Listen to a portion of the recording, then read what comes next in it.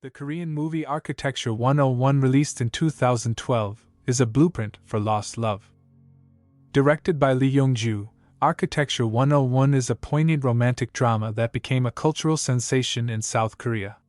It is credited with sparking a nationwide first love, nostalgia trend and solidified Bae Suzy as the nation's first love.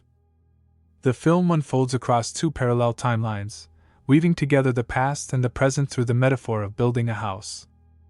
The story begins with Sungmin, a 35-year-old architect, being approached by a woman he doesn't immediately recognize. It is Seo-yeon, his first love from college. She asks him to redesign her family home on Jeju Island.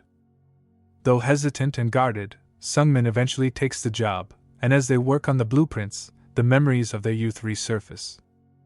15 years earlier, young Sungmin and Seo-yeon meet in an introductory architecture class.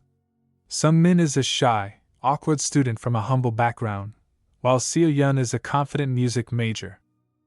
They bond over class assignments that require them to explore their neighborhood. Their relationship grows in a quiet, abandoned house they discover, where they share music, secrets, and a first kiss. However, misunderstandings begin to mount.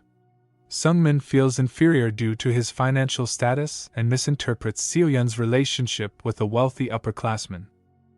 The past timeline reaches a painful climax when Sungmin sees the wealthy senior taking a drunk Seo-yeon into her house. Crushed and assuming the worst, Sungmin cuts her off entirely.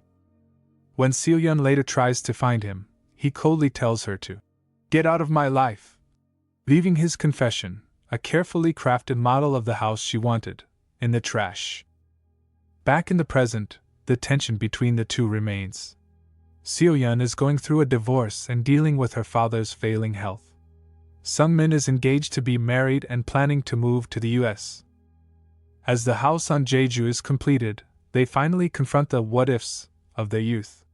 Seo-yeon reveals she kept the model house he threw away all those years ago, proving she loved him back. They share one final, bittersweet kiss, not as a beginning of a new romance, but as a proper goodbye to the unfinished business of their past. The film ends with Sungmin moving away and Seo-yeon living in the beautiful, light-filled house he built for her. The film brilliantly uses architecture as a symbol for relationships. Just as a house requires a solid foundation and careful planning, the film suggests that first loves are the blueprints of our emotional lives. The slow construction of the Jeju house mirrors the slow reconstruction of their memories. The duo casting is the film's strongest asset. Lee Jae-hoon and Bae Suzy perfectly capture the awkward, fluttering energy of college students in the 1990s.